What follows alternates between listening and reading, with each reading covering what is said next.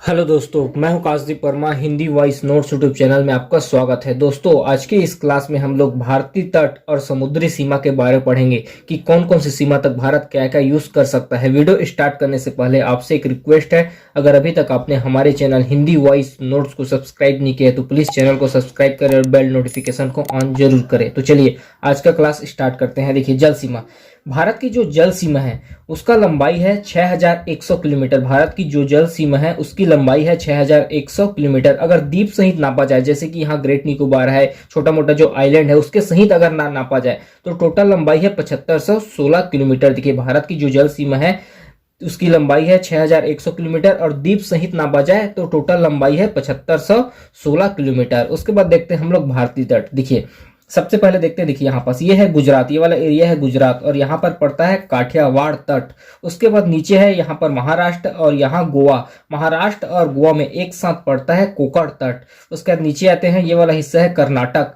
कर्नाटक में पड़ता है कोनार तट। उसके बाद नीचे आते हैं, ये वाला हिस्सा है केरल। केरल में पड़ता है मालाबार तट। उसके बाद ये देखिए, ये वाला हिस्सा है तमिलनाडु। तमिलनाडु में पड़ता है कोरोमंडल तट। उसके बाद ऊपर जाते हैं, देखिए उड़ीसा और आंध्र प्रदेश। ये वाला हिस्सा है आंध्र प्रदेश और ये वाला हिस्सा है उड़ीसा। दोनों में एक साथ पड़ता है रायलसीमा। उसके बाद ऊपर आते हैं, यहाँ पास है पश्चिम बंगाल। पश्चिम बंगाल में पड़ता है दिया सीमा। देखिए, सबसे बड़ा जो सीमा पड़ता है वह गुजरात में पड़ता है काठियावाड़ तट 1214 किलोमीटर। और सबसे जो छोटा सीमा है यहाँ पास गोवा में पड़ता है कोकण तट 101 किलोमीटर। गुजरात में पड़ता है काठियावाड़ तट, महाराष्ट्र और गोवा में कोकण तट, कर्नाटक में कोनार तट, केरल में मालवाड़ तट, तमिलनाडु में कोरोमंडल तट, आंध्र प्रदेश और उड़ीसा में रायलसीमा और यहाँ पर पश्चिम बंगाल में दिया सीमा। ठीक है, उसके बाद देखते हैं हम लोग तटवर्ती या सीमावर्ती सागर की कितने समुद्र का कितना एरिया भारत यूज करता है और कौन कौन से एरिया में भारत को क्या क्या अधिकार है, या कोई भी देश को समुद्र के कितने एरिया को यूज कर सकता है, उसको क्या क्या अधिकार प्राप्त होते हैं। ठीक है, देखिए समुद्र का जो लंबाई है वो नाटिकल मील में नापा जाता है। जैसे कि हम लोग रोड की लंबाई मापते हैं किलोमीटर में, उसी प्रकार समुद्र का जो लंबाई है वह नाटिकल मील में नापा जाता है। ठीक है, एक नाटिकल मील बराबर होता है 1.852 किलोमीटर। एक नाटिकल मील बराबर होता है 1.852 किलोमीटर। ठीक है, और जो उसका गहराई होता है, समुद्र का गहराई, उसको फैथम से नापा जाता है। ठीक है, इसका एक फैथम बराबर होता है 6 फीट गहराई। ठीक है, सबसे पहले देखते हैं हम लोग समवर्ती सागर। ठीक है, देखिए यह है भारत का मैप। क्या है, भारत का जो सीमा है वो आड़ा तिरछा होता है। तो हर देश के लिए क्या होता है, एक बेस लाइन तैयार किया जाता है। ठीक है, बेस लाइन से 12 एनएम अर्थात 12 नाटिकल मील, सबसे पहला सीमा आता है 12 नाटिकल मील। ठीक है, इसको कहा जाता है सीमावर्ती सागर।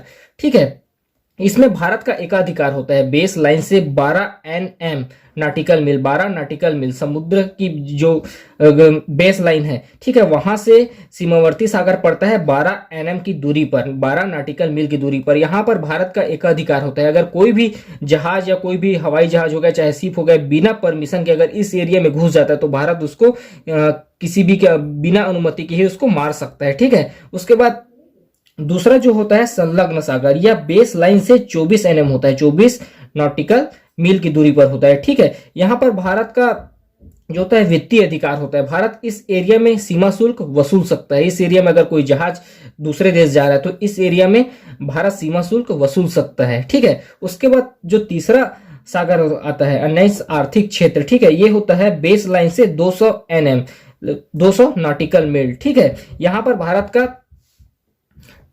का आर्थिक अधिकार होता है। इस क्षेत्र में जो भी संसाधन मिलते हैं उसका भारत दोहन कर सकते हैं। जैसे तेल, खनिज, गैस मिल गया, उसका वो भारत दोहन कर सकता है। इस पर भारत का अधिकार होता है। उसके बाद 200 एनएम, 200 नॉटिकल मील के बाद जो भी एरिया है उस पर सभी देशों का समान अधिकार होता है। सबसे पहला आता है सीमावर्ती सागर, यहां से लेकर यहां तक का एरिया, इसका दूरी होता है 12 नॉटिकल मील आधार रेखा से। यह भारत, यहां पर भारत का एक अधिकार होता है। दूसरा आता है संलग्न सागर, इसका दूरी होता है बेस लाइन से 24 एनएम, 24 नॉटिकल मील आधार रेखा से। ठीक है, यहां पर भारत का वित्तीय अधिकार होता है। भारत यहां पर सीमा शुल्क वसूल सकता है। इसका तीसरा आता है आर्थिक क्षेत्र। ठीक है, ये यहां होता है बेस लाइन से 200 एनएम होता है, 200 नॉटिकल मील। ठीक है, यहां पर भारत का आर्थिक अधिकार होता है। भारत यहां के संसाधनों का दोहन कर सकता है, द्वीप निर्माण कर सकता है या अनुसंधान केंद्र भी यहां पर बना सकता है। ठीक है, उसके बाद देखते हैं तटवर्ती सीमा के लाभ। देखिए, तटवर्ती सीमा के लाभ, बंदरगाहों का निर्माण एवं उससे संबंधित व्यापार आयात निर्यात कर सकता है। यहाँ पर बंदरगाहों का निर्माण कर सकता है, आयात निर्यात कर सकता है। ठीक है, तटवर्ती सीमा भारत को विभिन्न देशों से जोड़ती है। सुरक्षा की दृष्टि से भी यह अति आवश्यक है और पर्यटन की दृष्टि से भी यह सीमा बहुत आवश्यक है। ठीक है, उसके बाद तटवर्ती सीमा के नुकसान देखते हैं। देखिए, तटवर्ती सीमा में समुद्री लुटेरों और तस्करों आदि का डर बना रहता है। तटवर्ती सीमा में रखरखाव एवं सुरक्षा का भी अतिरिक्त व्यय होता है। उसके बाद देखते हैं निष्कर्ष। देखिए, तटवर्ती सीमा के नकारात्मक प्रभाव होने के बावजूद भी यह लाभकारी है। तो इस पार्ट में हम लोगों ने भारतीय तट और तटवर्ती सीमा के बारे में पढ़ा। अभी के लिए इतना ही, धन्यवाद।